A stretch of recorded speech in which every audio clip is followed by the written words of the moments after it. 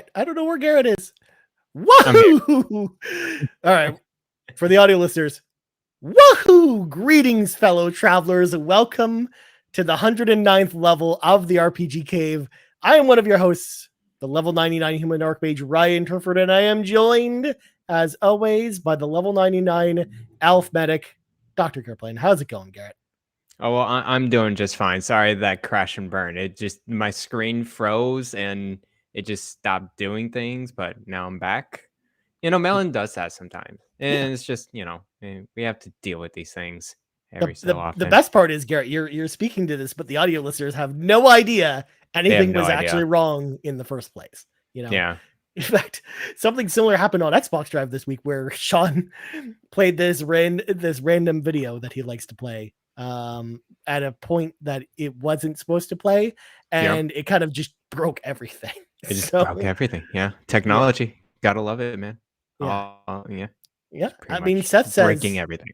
It was all an illusion. So I mean, we're gonna use our illusion here, as the old Guns N' Roses would have said, and we're just gonna the show must go on, Garret, because this is the RPG Cave where we talk about RPGs all the time, just like this little RPG right here, Mario and Luigi Superstar Saga as well. Nice. We're gonna be talking about Boot that tonight, as well as other RPGs. But before we get into that, Garret, let's clear. Actually, you know what? I'm getting ahead of myself here. I got thrown off my game. Garret, I forgot to ask how you are. How are you? I'm doing just fine. I've been keeping myself busy. The weather, of course, is great here in San Francisco. I had to give you your weekly report. Excellent. And I'm drinking, another Oktoberfest. And it's actually from a local brewery. From San Jose. So pretty good. Nice. Yeah. Nice. What about you?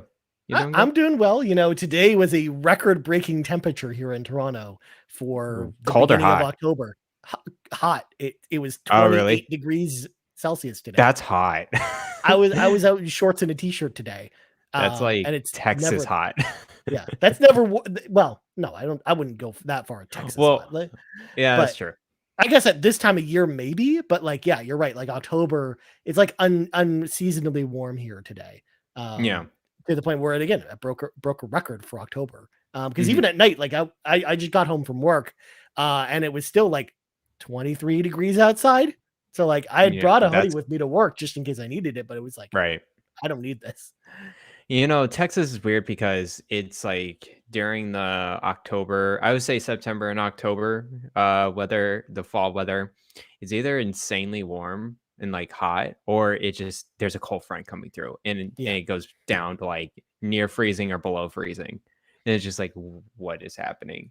It also kind of depends on what part of Texas you are. That's a big state, and the weather really varies depending on where you are. Because when we were living in Houston, the weather is very different from going to Dallas or something like that, right? So yeah. But Houston has those hurricanes all the time. That's true. Which was rough. Yeah, we never had to go through that when we were there, but tropical storms, Garret, were the jour. Tropical depression. There was a big hurricane in Houston a few years ago, but I guess you weren't there. I wasn't there at the time. I was here in Canada being very cold. But anyways, this is the RPG Cave. We talk about RPGs all the time. So let's get into the show proper and clear that dungeon so we can get that raid boss as quickly as possible. Despite the fact that Garret, we're still at level 99 and our characters are not doing as so well against the boss anymore. I think we're failing now. I don't know. Are we going to make it to the next level? I'm just shooting arcane bolts at the boss, and he's just I'm just healing. I'm spam healing. I'm one of those healers that's just I'm making sure that you're just alive and reviving. You're the holy paladin in World of Warcraft that's just spamming flash heal over and over again. Yeah, pretty much. Yeah, we got to level up. Maybe next week. Maybe next week we'll level up. We'll see. Yeah. I'm glad you understood that reference, by the way, Garret, because not everyone understands the World of Warcraft reference. But anyways, this is also what happens to me too when we go an entire day without Final Fantasy 14, because currently the game is out for a brand new patch, but they close the game for 24 hours when they do that. And I'm not alone, because Bowsah also in the Discord. She's going crazy today. She's telling me because there's no game and she's very addicted to the game at the moment. I see. Yeah. Also, thank you, Seth. You can at least bubble Hearth just in case. That is very much a World of Warcraft reference. So anyways, so Nerds.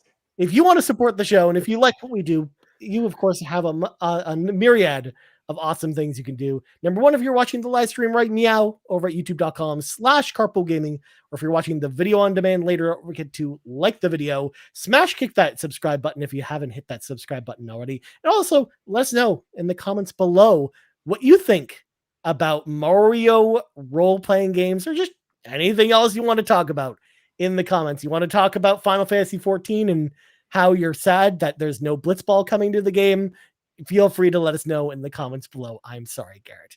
Also, if you're listening on audio feeds, don't forget to hit that subscribe button as well if you haven't already. And also rate us. If you're listening on Apple Podcasts or Spotify, maybe, leave us a nice Apple Podcast review. Maybe leave us a comment on Spotify, all that good stuff.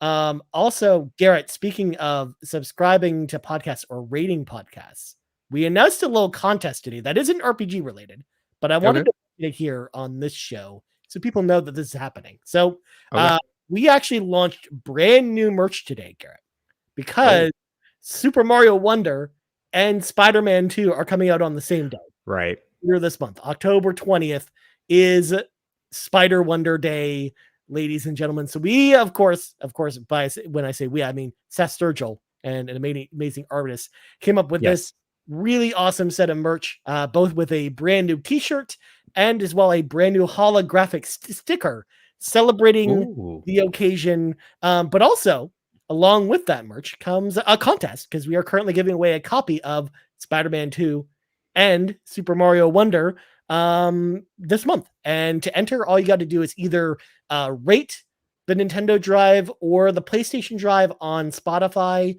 or your podcast service of choice. As well as you have to, if you buy merch, you get additional entries into the contest. But if you do rate us, you have to make sure to let us know with a screenshot or some other thing indicating that you've gone ahead and done that, because we can't go in and find that information. There's not a detailed list or anything like that. So full details are over on our Twitter page, twitter.com/carpoolgaming. And that's going to be going on all this month. So if you want to get yourself that sweet t-shirt, trust me, it looks really awesome. You can find it over our website, carpoolgaming.com. I think it's going to be a really fun contest. And I know a lot of people are excited about it. So there you go. But I'm excited for you guys. Mario's not my favorite. Spider-Man, I have I would say a love-hate relationship with Spider-Man. I like it. I like how it plays and everything. I just think it's just too much of an open world checkbox for me, and I just kind of I play for a few hours and this is fun, and I just leave it be. But I know many people are very excited for Spider-Man 2 and Super Mario Wonder. I heard the impressions for Super Mario Wonder pretty good. Yeah, and it's gonna be a really good game. So I mean, I almost said the blasphemous thing on Xbox Drive on Friday because Sean and I basically did our kind of rest of the year preview of what we're going to play for the rest of the year. And I said the blasphemous thing of well, I'm going to play Mario Wonder day one. I don't know if I'm going to play Spider-Man 2 day one. And I thought the people were going to come for me. Be like that. Oh, okay. But, sounds good. Yeah. I know there's a lot of Sony ponies out there that probably just people just really like Spider-Man, Garrett, more than anything. That's true. I feel like Spider-Man is probably the most beloved superhero in pop culture, at least in the US. So yeah. And I'm excited for Spider-Man, but I think it might be a game where it's I either wait till it goes on sale or just wait till later in the year to play it, kind of thing. But we got more, Garrett. We got MOAR things to clear the dungeon with. Extra Life is coming up soon, November 4th in Rome, New York. Myself, Sean Capri, Seth Sturgill, Miles and Amanda are the crew that are confirmed far for Extra Life. And of course, we are going to have all the details about how you can be part of Extra Life very, very, very soon. But if you are looking to come in person, because anyone is able to come to the event in Rome, New York, November 4th, hit us up as well if you need some details from us or Lee Navarro.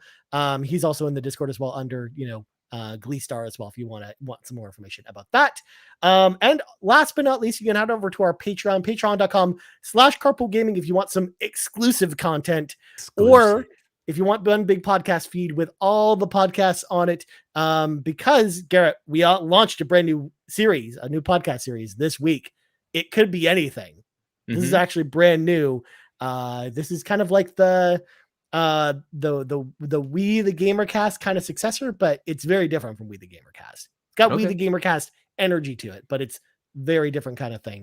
You can Cool. check that out over on our Patreon. Our first episode is live with Sean, myself, and Seth Sturgill.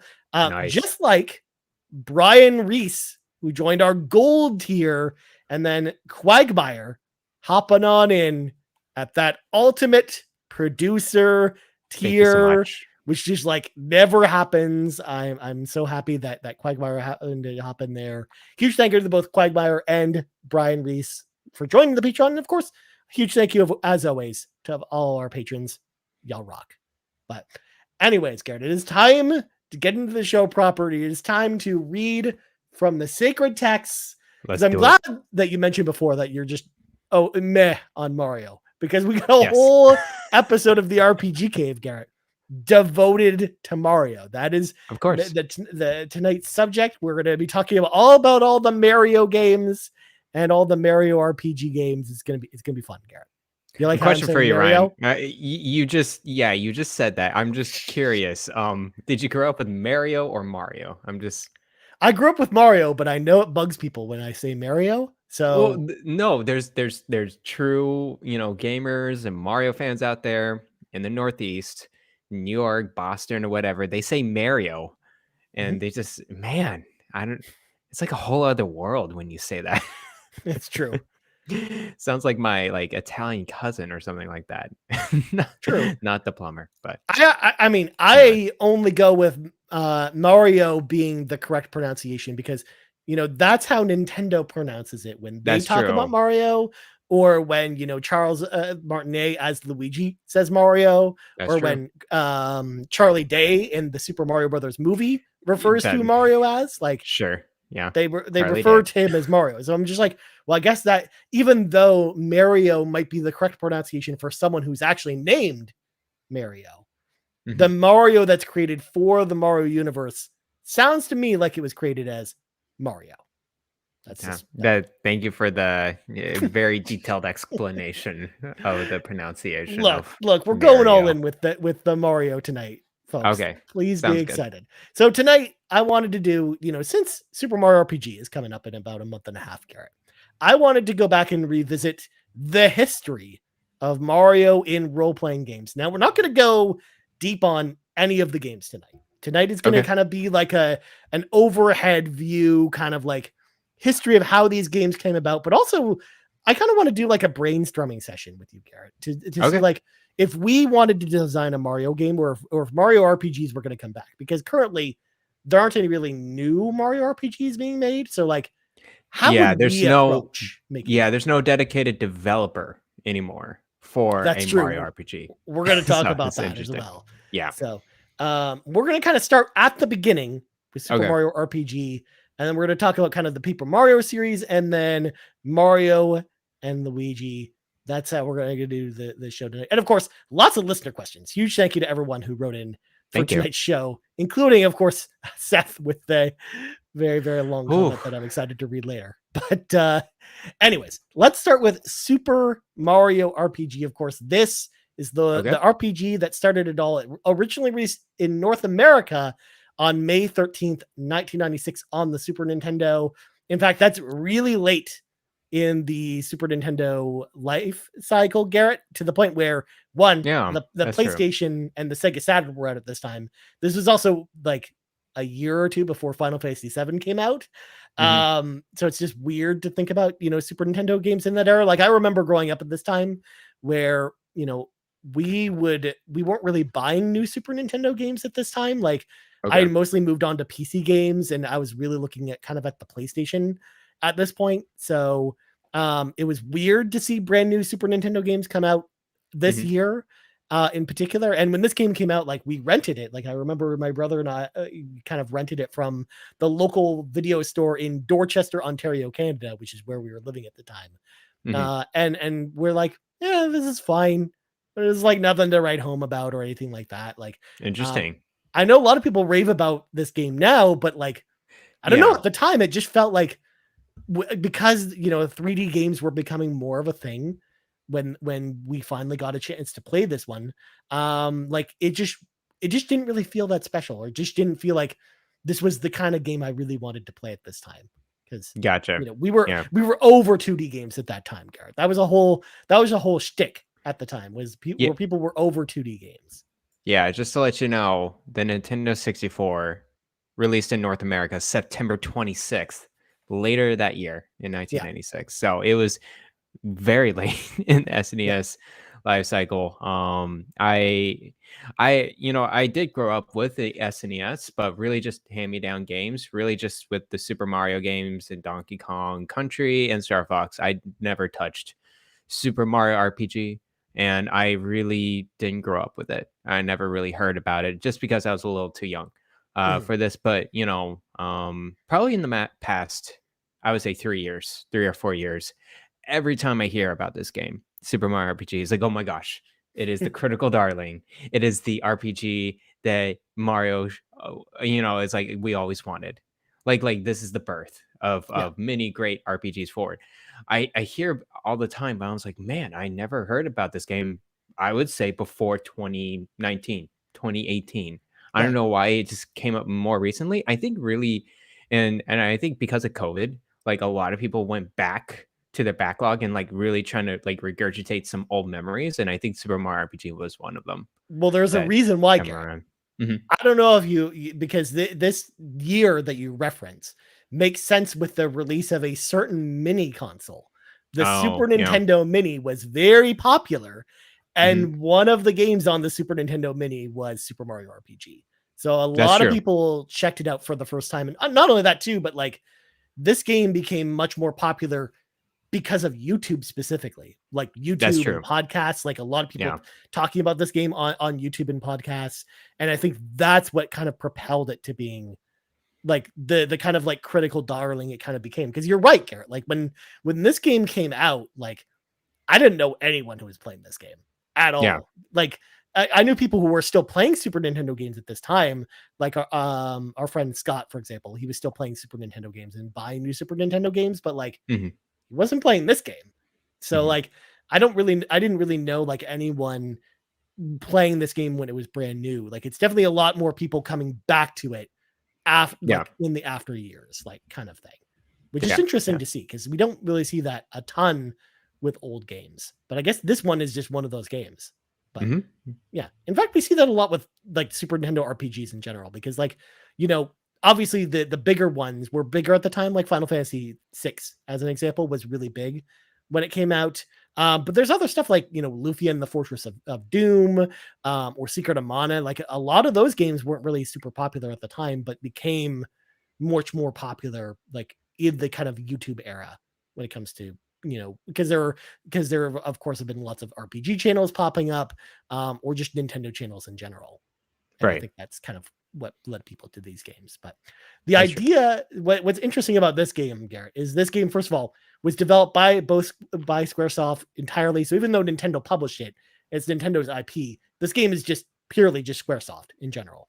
And it was directed by Chihiro Fujita and Yasuhiko Mikawa, who both worked at Square Enix at the time.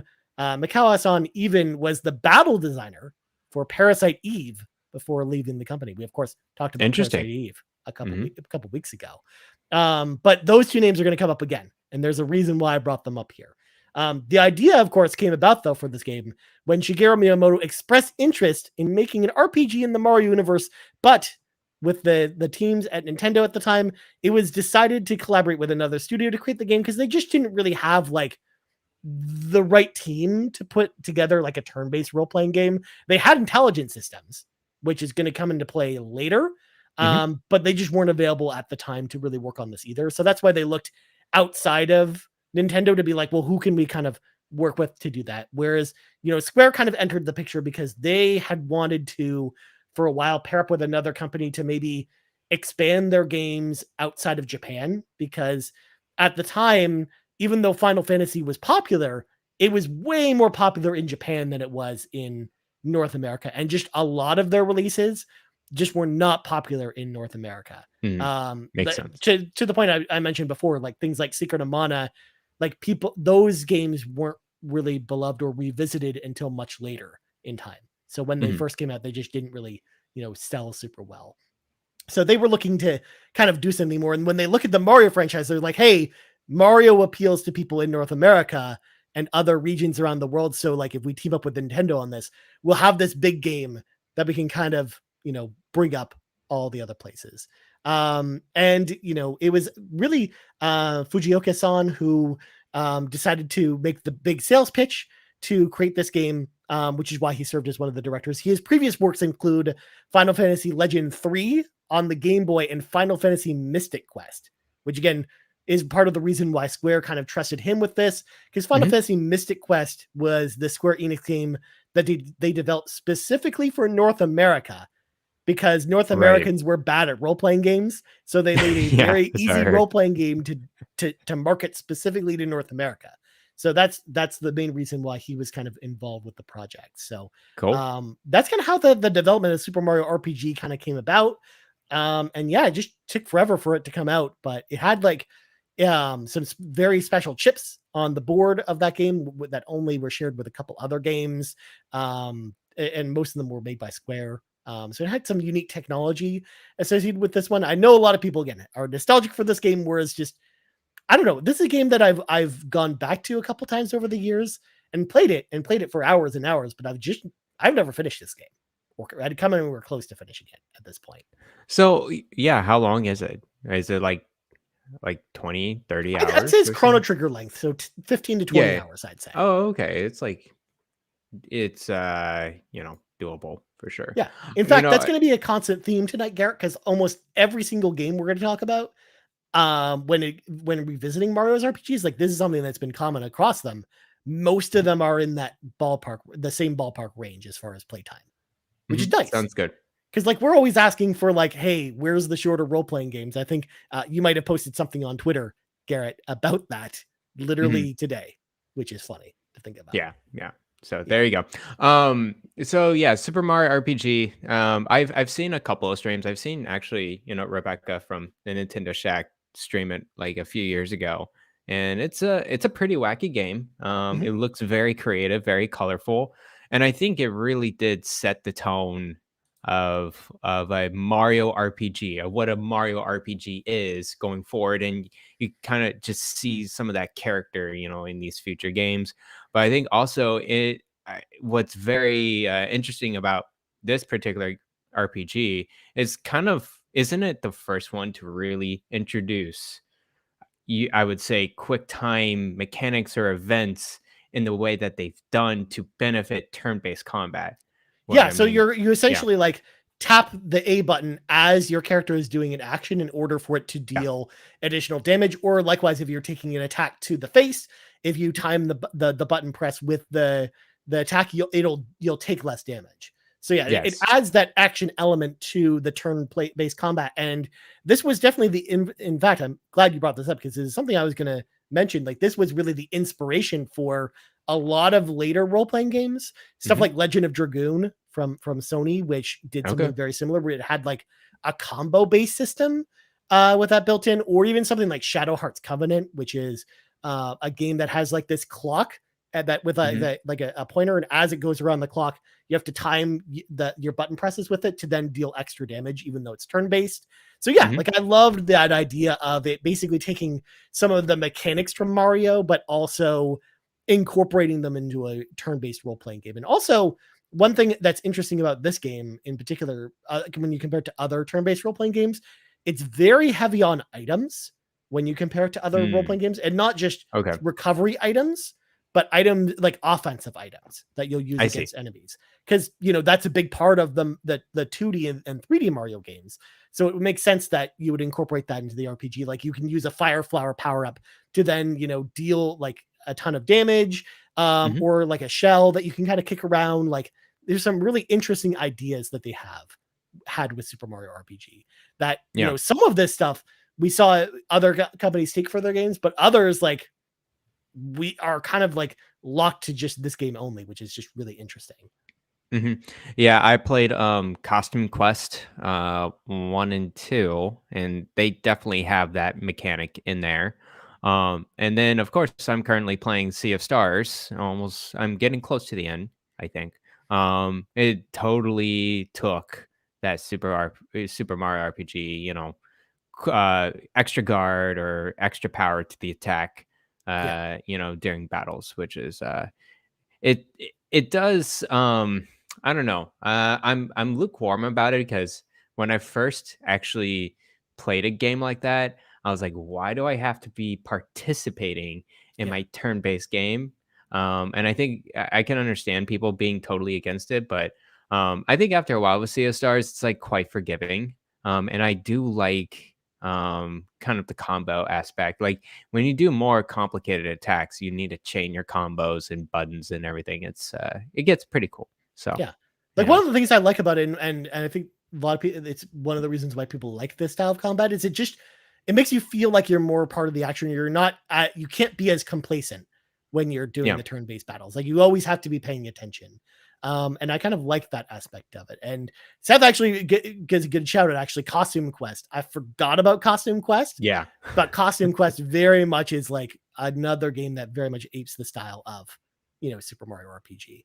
And for actually, I sure. like Seth's point because I haven't played Sea of Stars, Garrett. So correct me if I'm Mhm. wrong, but Seth makes the point about Sea of Stars is actually closer to Mario RPG than it is Chrono Trigger, which is Yeah, interesting. I would say it definitely inspires from both games for Yeah. sure.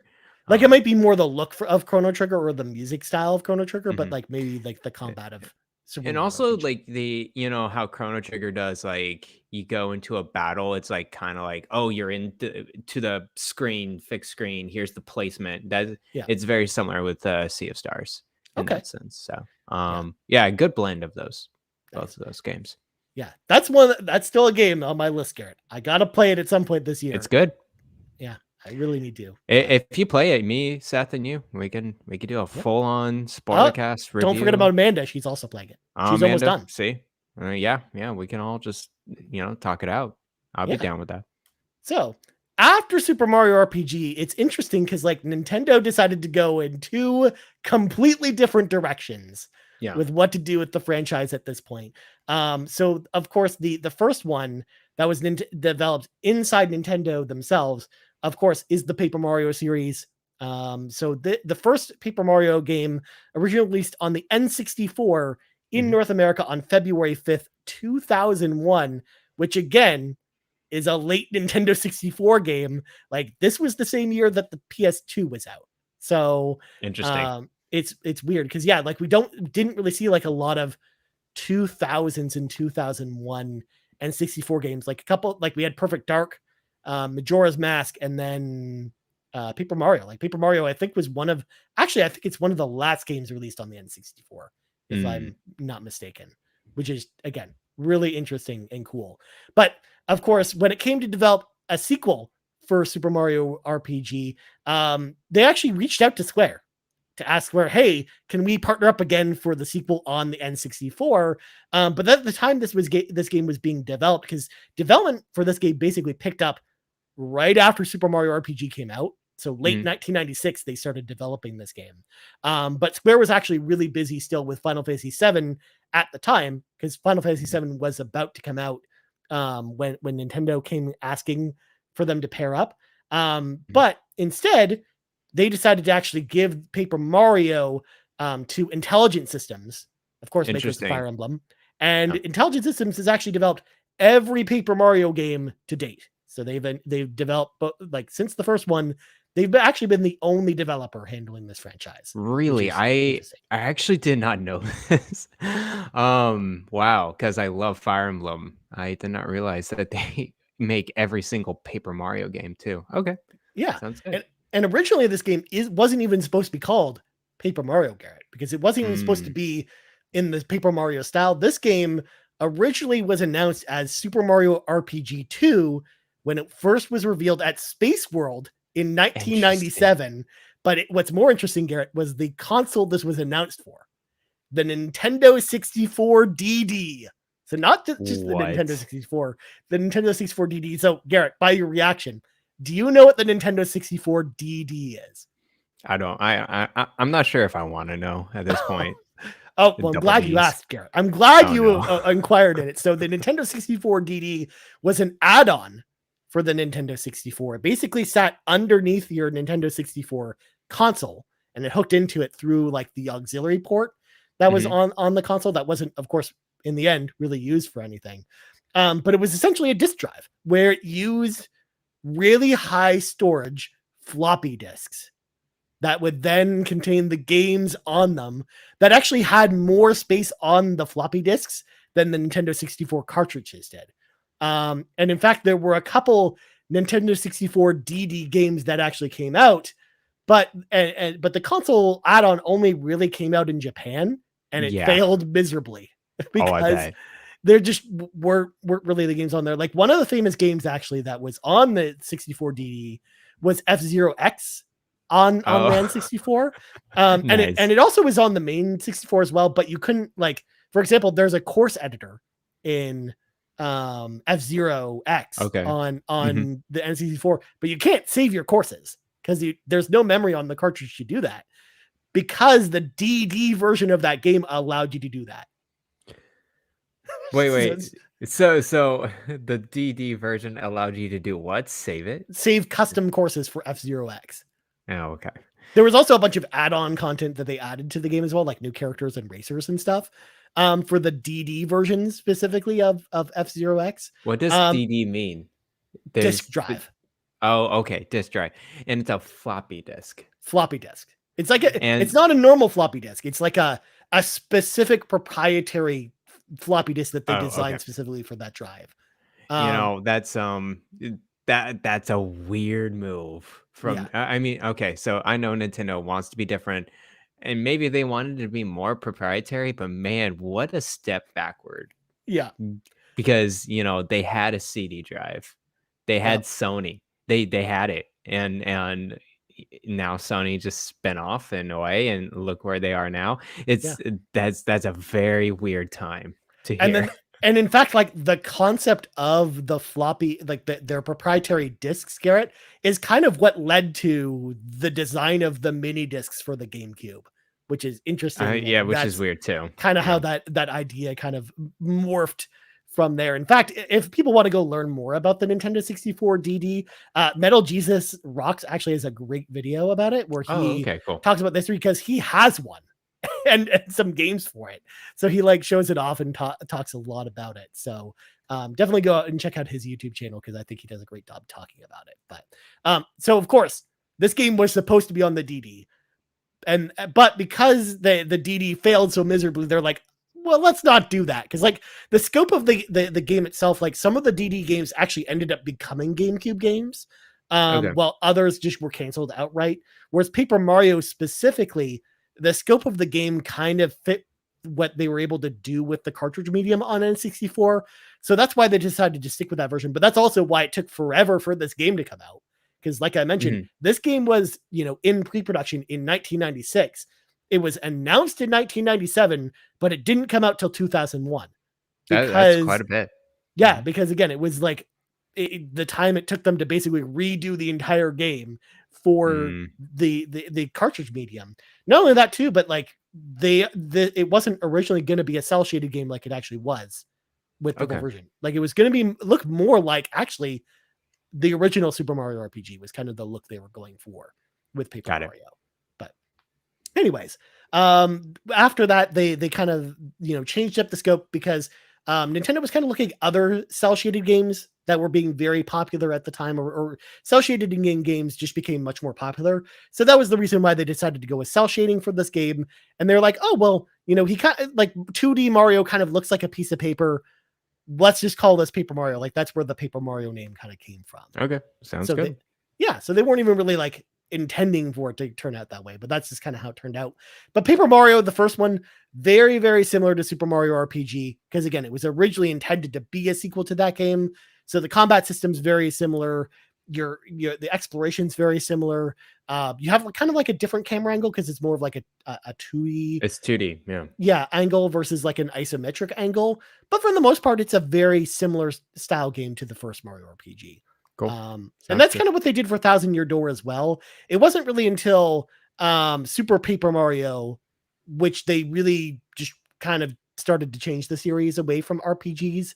And we'll get into why in just a second with kind of the next series. But there are currently 8 games, Garrett, in the Paper Mario series, including the upcoming remake, Paper Mario, the Thousand Year Door remake. And of course, there's one crossover game, which we'll talk about in just a second. But yeah, Paper Mario has been interesting because this is one of those series, Garrett, that like I haven't played any of these games. Oh, really?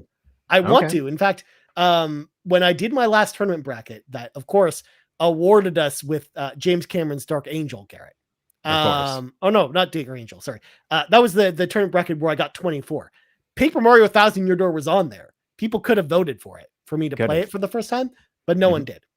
They were just like, no, we want you to play 24 of the game instead. And you hear these people that are fans of all these Mario RPG franchises. You don't vote for them. You don't vote for Ryan. Come on. Oh, I mean, people voted, Garrett. They just didn't vote for this game. And of course, to Sean Capri's point, the tournament bracket is infallible. So, I mean, you can't go against the tournament bracket because, you know, it produced such great games as, hold on, I got it here. 24 of the game. I just had it right here, Garrett. Look at that. You always have it right there. Well, I also, on top of it, I have this copy of The Legend of Zelda Collector's Edition on the Nintendo GameCube. So nice. Just the things on Ryan's shelves. That's just one of those things. But yeah, Paper Mario, it's one of those series where it's just like, I've always kind of wanted to play those games, but like, I've never really known where to start with Paper Mario, where it's like, do I go and play the more traditional Paper Mario games? Do I play some of the later ones? Because like, and we'll get to Seth's comment eventually, but like Seth talks about Super Paper Mario, and I'm like, that's the one that actually when it was coming out that I was the most interested in, believe it or not. So I think you know, I haven't played too much of Paper Mario as well. A little bit of Origami King, and we'll get to that in a second. But I think this Thousand Year Door remake, and also isn't Paper Mario on the N64 Nintendo Switch Online, right? It is. Yeah, so I would say those 2 games probably your best bet. Like very, you know, critical darlings, one of the best RPGs. That's why I hear from many people that are into Mario RPGs or Paper Mario. It's like those are the 2 games. So I think that's what I'm gonna go for. I'm definitely gonna get Thousand Year Door next year. I've been waiting for it. Like I could have always emulated, but it's just like it's a good opportunity now that it's coming out on Switch. It's accessible. It's like, okay, this will be the time to go through it. So yeah. Well, especially because like I'm glad that remake's coming out because I don't know if you knew this, Garrett, but Thousand Year Door is very expensive on GameCube. I actually have I have a complete copy of Thousand Year Door, Garrett. In fact, I'm gonna be selling it soon. And that'll be good value. Yeah. But I like that game, like it's been kind of prohibitively expensive for a long time. Even Paper Mario on 64 is also pretty expensive as well. So like I'm glad that these games are becoming much more accessible for people to play. And again, I love the fact too that I've just had a copy of Thousand Year Door just sitting on my shelf forever, and I've just never played it. So one of these days, Karen, I'll play it. Now you will. Yeah, maybe next year. We'll see. But yeah, so that's kind of Paper Mario. I know you mentioned Origami King, Garrett. I didn't really have a lot to say about Origami King, but it sounded like you had something to say about Origami King. Yeah, if you want to bring Seth's question in, we can mention about Origami King if you want. Sure. Actually, I'll bring in Antics as well. So first off, okay, sure. Antics had a specific comment about Thousand Year Door is the best Mario RPG of the bunch. No contest. That, of course, I opened it up across, you know, when asking about your favorite Mario RPG, whether it was, you know, Paper Mario or Super Mario RPG or the Mario and Luigi games and Antics. Very, very big fan of Thousand Year Door. He also asked the question about what chapter for any Mario RPG was your favorite and why. Garrett, you and I just don't have a lot to say about this, so we're gonna kind of pass on this question just because again, like I've played much more of the last series we're about to mention, but even then there isn't really like a memorable chapter that kind of comes to mind for me. Yeah, me neither. So sorry to say.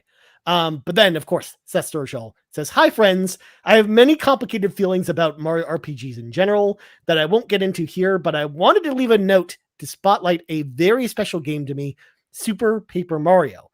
That game is kind of the beginning of the end, in quotations, for a lot of people in regards to the Paper Mario franchise, the first real shift away from what Super Mario RPG started, but the things that the game did narratively still live in my head absolutely rent-free. I'll never forget frantically texting my friends about the story revelations and some truly cool and dark things that happen in that game. It's a huge part of my core as your resident Mario lore nerd. Also, Paper Mario, the Origami King, is the single most underrated first-party Nintendo Switch game. Come at me. Seth, I'm sorry. It's just, that's objectively not true. I like how, like, when I saw this question, I responded to Seth and like, even over arms? And he's like, yes, even over arms. Yeah, man, I got so bored of Origami King. It literally put me to sleep. And I rented this game for like a couple months. I just it's not good. I just could not get it. Like I was 5 hours into it, and I just like, where can I get that time again? Because I just wasted that on this dumb game, and I just left. I can't do it. So there you go, Seth. That's my feelings. Clearly. Origami King is bad. So keep on going. I saw that. I was excited about Origami King when it was first coming out, but I decided to pass after seeing kind of the reviews and then, everything else that happened with that game. But also, I'm going to keep calling it the Origami King because, of course, Garrett, that is a callback to the hit game Heavy Rain with the Origami Killer. Yeah, the Origami Killer. Yes, nice. We gotta go get that gosh darn Origami Killer. Such a good game. Wow. Oh my god, I love Heavy Rain. But yeah, so that's Mario RPG. Again, that's just a series I really want to play more of. But maybe next year when Bowsah Your Door comes out, maybe I'll play that. Or honestly, at some point, maybe I do just play Paper Mario on N64 on NSO at some point. I think I should do that. Yeah, for sure. I think that's I'm going through this. I'm definitely gonna get Super Mario RPG remake when that comes out, and then homework and definitely required assignments is for me Paper Mario on the N64, and then Thousand Year Door when it comes out next year. Those are like my three. I feel like you and I should time that together. We're like, we both play those games at the same time, so we can just come back and talk about them. Oh, for sure. Yeah, sounds good. It'll be like that time you guys tried to do that with Golden Sun, and it was very unsuccessful. Oh my gosh, Golden Sun! I can't believe people like that game, but anyways, that's for another. This guy likes that game a lot. I can't wait for it to come to NSO again, Garrett, and people play Golden Sun for the first time. They're gonna be like, "Oh my god, this game's amazing!" I'll try it on NSO. How about that? I mean, you already kind of know how you feel about that game, so I totally understand. But anyways, the last series, and this is the one that I definitely have the most experience with. This is the Mario and Luigi series, because it was like when Paper Mario zigged, Mario and Luigi zagged in the opposite direction. Where Paper Mario, like throughout the years, got more and more away from the RPG after Super Paper Mario and Luigi did not do that. And it was very much like trying to be Mario RPG 2, 3, 4, 5, 6, 7, and 8 was kind of what they were going with this. So the start of Mario and Luigi goes to the founding of Alpha Dream, which was founded on January 12th, 2000. The company is founded by Tetsuo Mizuno, who was actually the president of Squaresoft from 1997 until 2001, where he oversaw some of the best games of the PlayStation 1 era, including Final Fantasy VII, Parasite Eve, Xenogears, Final Fantasy Tactics, and a giant list of more games beyond those. So he kind of had his hands in everything at Square Enix at the time. But if you remember, Garrett, on our Mistwalker episode that we did about a month ago, one of the things we talked about in that episode was around the end of the PlayStation 1 era, there were a ton of employees at Square Enix that were really trying to leave the company to go kind of do their own thing. Like that, like Sakaguchi-san did that, and that's why he formed Mistwalker. Same thing happened here, actually, with Mizuno-san and with Alpha Dream, because when his no competition clause at Square Enix expired, he decided to actually leave the company and kind of found Alpha Dream with a bunch of other former Square employees that were also leaving the company at the same time, including Fujioka-san, who I mentioned earlier, who was kind of the director of Super Mario RPG.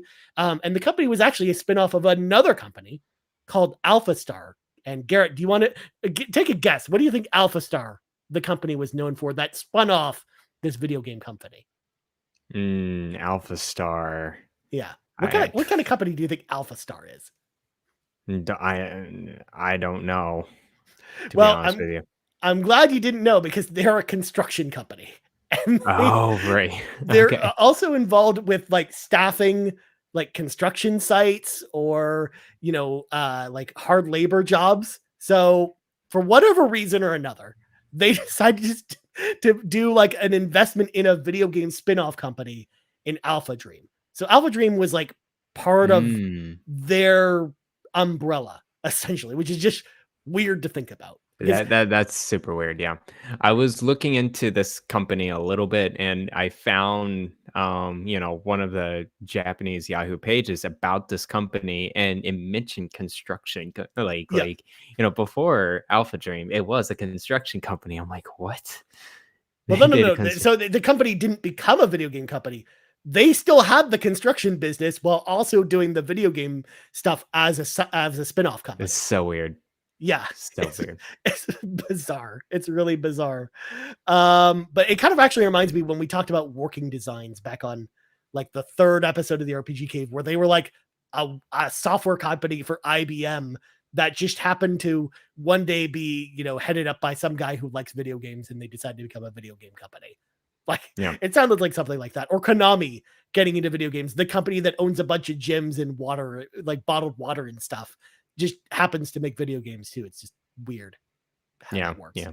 But so of course their first game was not a Mario and Luigi game. It was actually an RPG called Tomato Adventure, which you play as like a half man, half tomato in the ketchup kingdom, and you're going around. It's an RPG with vegetables. It's a very bizarre game, but surprise, Garrett, only came out in Japan in 2002. Yeah. Surprised. Yeah. But of course, with the previous experience of Fujioka-san and Nintendo, Nintendo actually decided to hire on Alpha Dream to work on the first game in the Mario and Luigi series after receiving a pitch from Alpha Dream, because they wanted to work on another Mario role-playing game. So the very first Mario and Luigi game, Superstar Saga, released on the Game Boy Advance in North America on November 17th, 2003. And because of this and the following release, 2005's Partners in Time, Alpha Dream became a second-party studio for Nintendo. So they were never actually owned by Nintendo. I know a lot of people thought they maybe like Nintendo owned them or something like that, but it's kind of like Intelligent Systems, because Nintendo doesn't own Nintendo Intelligent Systems. They just contract them for all of the games. So cool. Very similar scenario here, which is cool. It's actually weird to me that they made all these games for Nintendo and that Nintendo just had no interest in ever buying them. Well, I think Nintendo, Nintendo's very testy with all these companies that they bring in second party or even, acquire companies. They're very, it takes a long time. I think, it's to the point of like, is there any benefit to acquire this company? Yeah. I think they just do this very differently than, let's say, other, companies acquire smaller developers.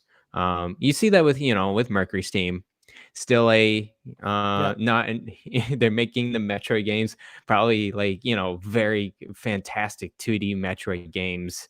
But they're not Nintendo. They're second party games. So yeah. True. So yeah, there's a whole bunch of Mario and Luigi games. There's 7 in total, which of course includes the crossover game I mentioned earlier, Mario and Luigi Paper Jam, which is actually a crossover on the 3DS with Paper Mario. So Mario and Luigi crossing over with Paper Mario. And of course, this number also includes the 2 remakes of Superstar Saga and Bowser's Inside Story, which was the last game to release on the Nintendo 3DS, Garrett. Was the remake of Bowser's Inside Story, which nobody bought. I think that game they reported had like less than 10,000 sales because everyone had moved on to the Switch at that point, which is That's true. weird. And then so my memories with Mario and Luigi series, I really didn't know much. But I actually did get the Nintendo 3DS XL special edition of Mario and Luigi Dream Team. Okay. That was the Dream Team. So I think that was like 2013 or 2014. One of those 2 years. It was like a year after the 3DS came out. So yeah, I think it could be around that 2012. time, 2013, I think. Yeah. So I definitely I got that, and I got the digital copy of Dream Team and tried it out, and I did not like it just because of that quick time event, and it was just so unfamiliar to me, and I just was not good at it at all. Yeah. And so I kind of dropped it by the wayside, but I still have it, and I have now I'm on to my 2DS XL. So nice. I have the same one. Want to try it out. Oh yeah, nice. Yeah. I love the form factor of this 2DS XL a lot. I think it's like the perfect way to play like 3DS games. Because like I actually, this is a side tangent, but I actually just bought a brand new charger for my 3DS because it broke, and apparently Nintendo still sells them, brand new. And yes, they do, which is weird because they don't sell anything else for the 3DS, but they still sell the chargers, which is pretty cool. But Mario and Luigi for me was a series that I got into very late, like only about 5 years ago I started playing them. Because for people who've been following the channel for a little while, I got one of those video game subscription boxes a couple years ago, and it had Mario and Luigi Superstar Saga in it for the Game Boy Advance. I had never played it before, but I got it just in a random grab bag box, and really, really enjoyed it. Like I had a great time playing that game on the Game Boy. I hear it's good. Yeah.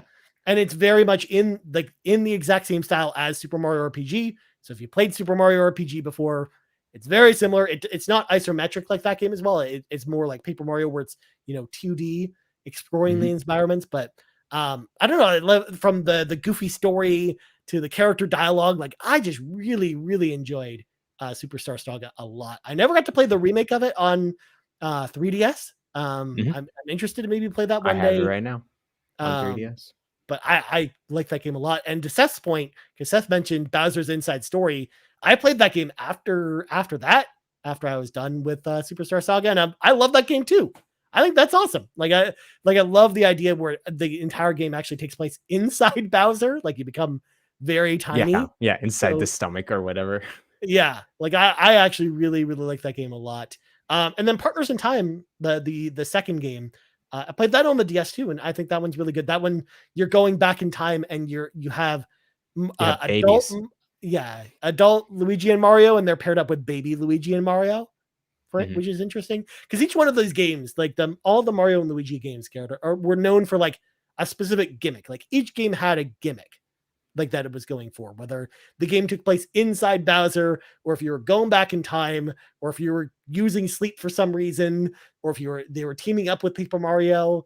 Like I liked the idea that they had like each of these games, even though the combat themselves feel very similar with each one, I do like the fact that how they tried a bunch of different ideas with the narrative and just with Mario in general. Like I loved how they really explored Mario and Luigi as characters.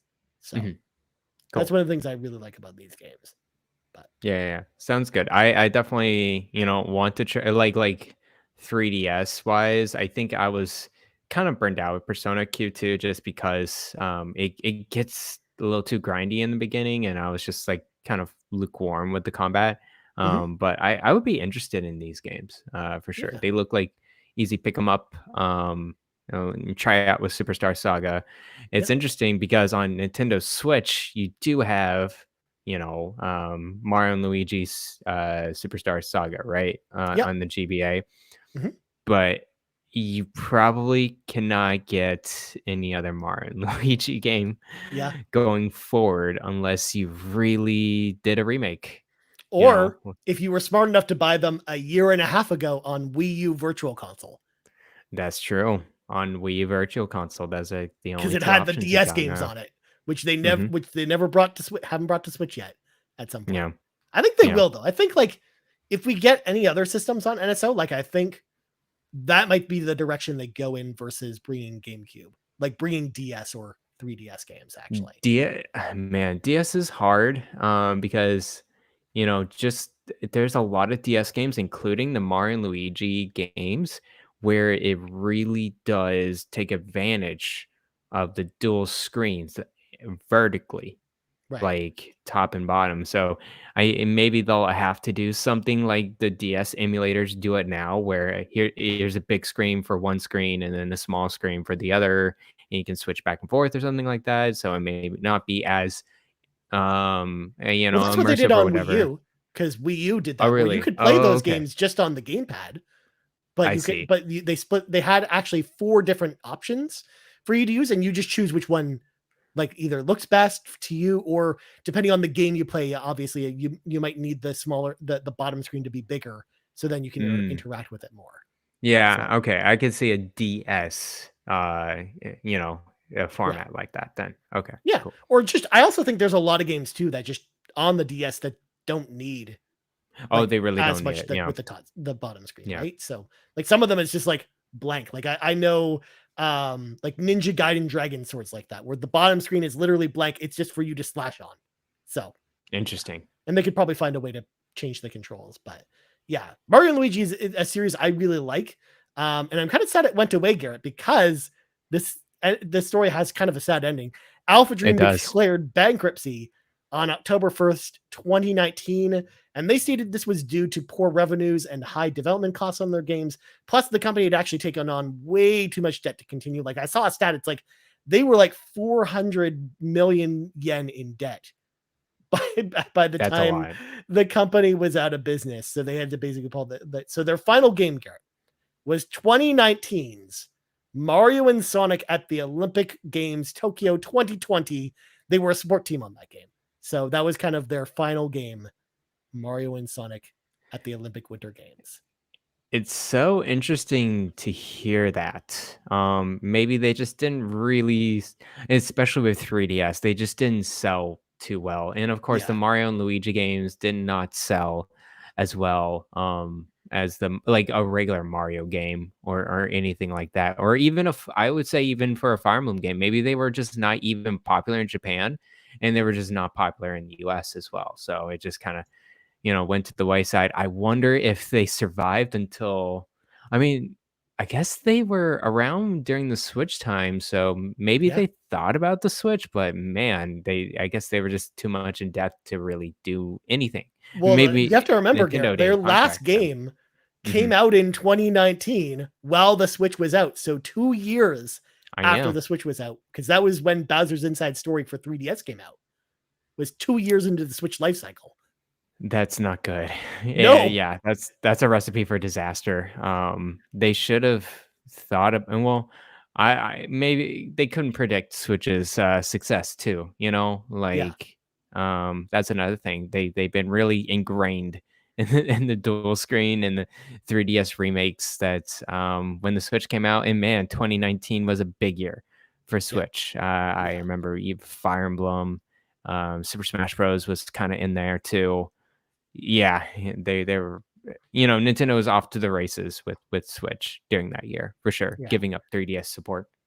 Yeah. Because it kind of like suffered the same fate as something like Metroid Samus Returns did, where like, even though Samus Returns didn't come out much later than the Switch launch, it still got overshadowed by Mario Odyssey and, you Breath of the Mhm. Wild. Like there was no way that game was ever going to sell well on 3DS. Yeah, it came out that year, 2017. I think Yeah, 27, man, like I wonder if Switch was not as successful, the 3DS life cycle would be extended just a little probably. more.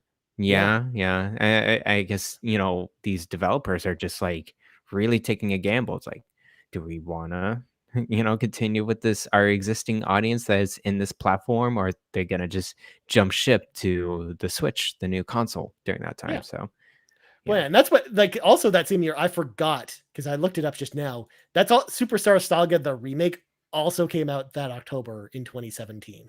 So it's just like interesting. so like their last two games both came out while the Switch was out, but on 3DS. That's So rough, like I man. think Of that course, just they killed accumulated it. debt. Yeah. Yeah. Like of course that was gonna happen. Like it just makes sense Hmm. because otherwise their last original game really was before that was Paper Mario Paper Jam, like the crossover game. Like they Hmm. developed that one, but like they didn't really have like they had two remakes in a row, and combined with the fact that just people weren't going to probably want to buy those remakes on the console that they just didn't want to buy games for at that point, and just Hmm.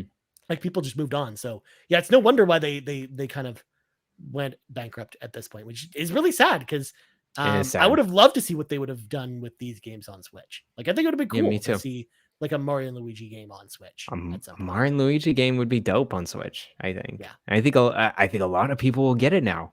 I think a lot of people, because they understand what Super Mario RPG is now, Yeah. and man, this would be another great game in the belt. But Yeah. yeah, Which kind of like transitions us to kind of the rounding out the topic here because like we're starting to of course see Mario RPG get a remake. We're seeing the remake of Thousand Year Door. Garrett, does this at all make us feel like maybe there's another role-playing Mario game around the corner at some point? Like mm, maybe are they testing the waters for the idea of whether it's Mario and Luigi or a Super Mario RPG 2 or a new Paper Mario role-playing game? Like do we think there's gonna be a new role-playing game made by Nintendo with Mario in it? I think it's possible, especially with two remakes of Mario RPG genre really coming out very closely to each other as Mhm. well over the next 6 months or so on the Switch. So I think they're thinking, okay, which one will have more success? And with Alpha Dream gone, I wonder who's gonna really develop it. It could be intelligent systems, Yeah. going back into the well with that. Maybe they're gonna try to find more of an identity with Mario RPG, less with Paper Mario and more with the original uh identity there. That's always possible. But I can't say for sure. I mean, it won't be for a while after these two games. It would probably be at least another year before we hear anything. I would say 2024 we'll hear something of the Yeah. new game. Yeah. Yeah, like that'd be the earliest because like you're right. That would Like be on the earliest, it'd yeah. be something on the Switch successor. And Yeah. I mean, God forbid, I really hope that if they're planning another one of these, that it just doesn't come up on normal Switch when the Switch successor's out, because that would make me very Oh, upset. that would be terrible. Yeah, yeah. Don't do that. Yeah. I think maybe intelligent systems are gonna do I was just something gonna with say, it. like, if there's like a So studio in Nintendo yeah, now, Intelligent Systems makes sense. Because yeah, they've that's the done the one. Paper Mario stuff. It just depends on if they want to make that or not. Because like, You want to be a bold move, Ryan? what's that? Camelot. That would be a That would bold be move. awesome.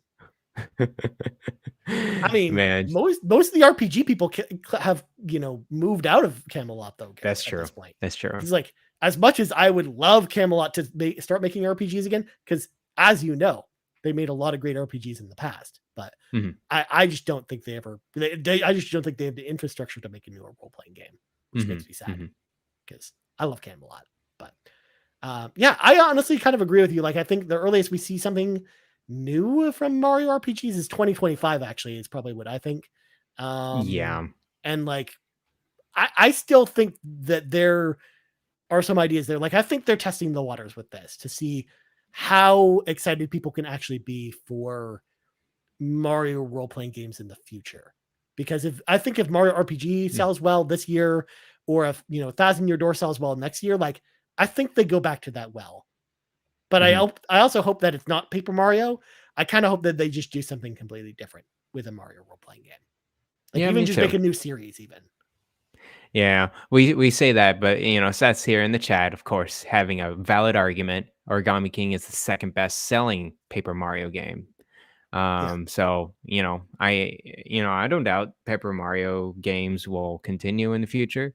I just think with these two next remakes coming out, they're wanting to see if people are gonna be into something other than what we find in Origami King or Yeah. in more modern Paper Mario games. And So and that's why, like, I feel like, to Seth's point, because Origami King sold so well, that's why I feel like Paper Mario will stick to its current plan of not being a role playing game and mhm. being different, like Yeah, just like being its own game. Yeah. yeah, like I feel like whatever unique concept they come with for the next Paper Mario, that's not a role playing game. Like I feel like that's the direction that Paper Mario specifically is going in. But I could see them maybe doing like another Mario role playing game that's not Paper Mario. And that's Yeah, also honestly what I would love to see, if I'm being me too. honest. Yeah, Yeah. yeah, I agree. Yeah. Well, let's go to let's party up, Garrett, because we gotta Let's do get it. through some of these listener responses. Also, welcome on in, Court, who's in Montreal. I don't think I've ever seen Court alone this awake before at this late at night. So hi, Court. You speaking French, Court? Ho ho ho. Je Is mange that la yeah? bibliothèque bleue. Wait, non. Ho ho ho. That's all I know. And The then best part is you didn't even know what I said, which is, did you eat the blue library? Yes or no? did you eat the Blue Library? Is that Yeah. a movie quote or something? No, Or you I just just don't. you I picked? just don't know French at all. So I just made. I Okay, had you just a just you, bunch of jumble of words there. But nice. all right, let's bring in Awesome Dave, who's oh man, an Awesome Dave question. Get ready, Garrett. Oh no. Since we can all safely say that that Mario RPG takes place in the same universe as Final Fantasy, what Final Fantasy would Mario visit next, and why is it the world of Final Fantasy VIII? All jokes aside, I have a serious question too. As someone who has never played any Mario role playing games, what's the best one to start it with for a noob? And Mm, first of all, Awesome Dave almost got banned, Garrett, because if almost. it was just only the first half of that question, we might have considered banning Awesome Dave from asking questions on the show. Mhm. But of course, I would say honestly, if you want to start with one, first of all, I think Superstar Saga is actually a great place to start if you've got the NSO expansion pass. I've also heard Paper Mario is actually a good one on N64, but I just haven't played it, so I can't really speak to it. Mhm. I think those are probably the best two to start with because you could start with the Super Mario RPG remake that's coming out, but then you kind of have to pay full price for the game. Mhm. Yeah. And Yeah. like, whereas if you really want to try out these games and see if the feel of them is for you, like I think the NSO games is actually probably the way to start.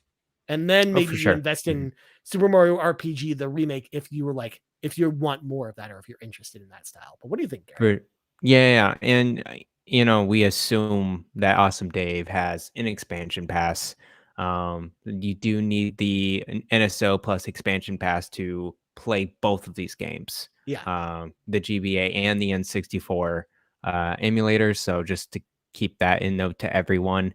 But yeah, other than that, I agree with you. Either get a I think you could do single month payments. So yeah, you just Yeah. grab a month of NSO plus expansion and try out one of these games on Nintendo Switch or wait till Super Mario RPG. I always hear I hear nothing bad about that game.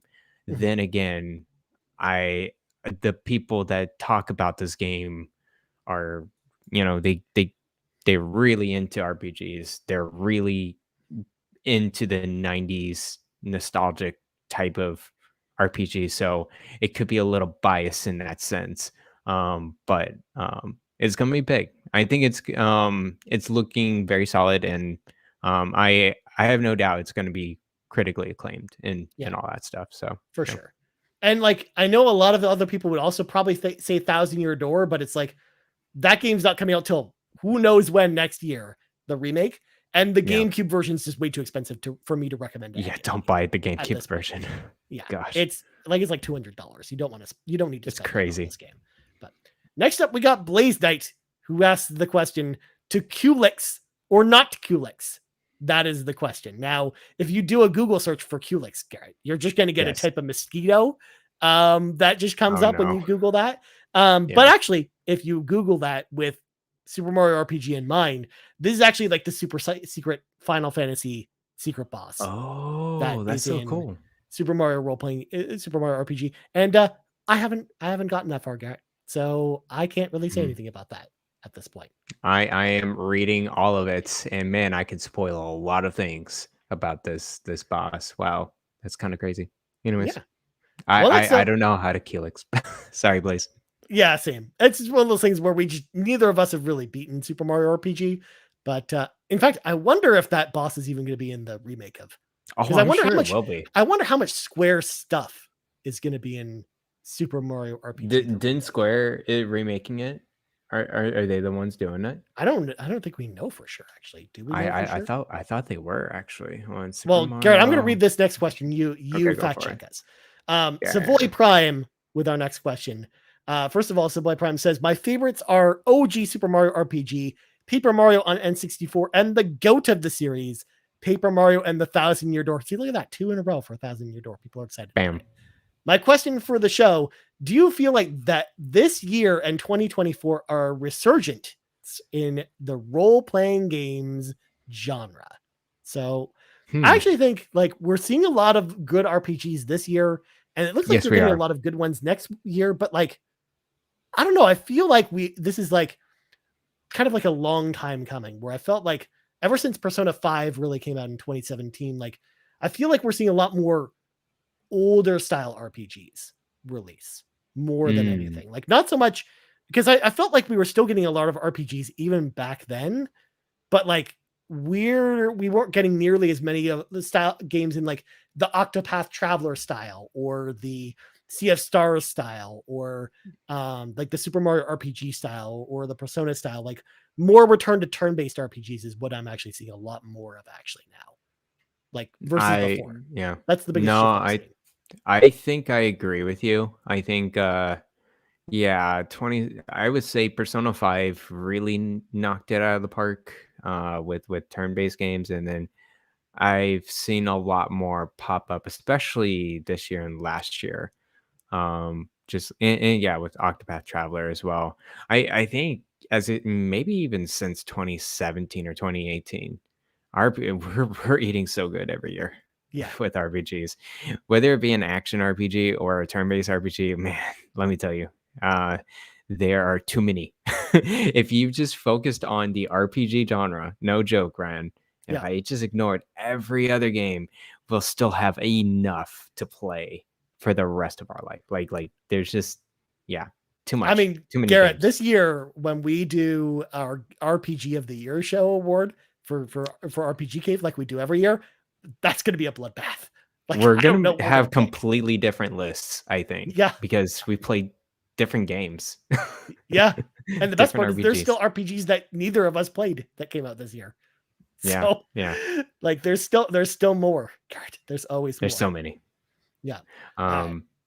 Anyways, just to confirm, it is Square Enix developing Super Mario RPG Oh, remake. well, there you go. That's Mhm. awesome.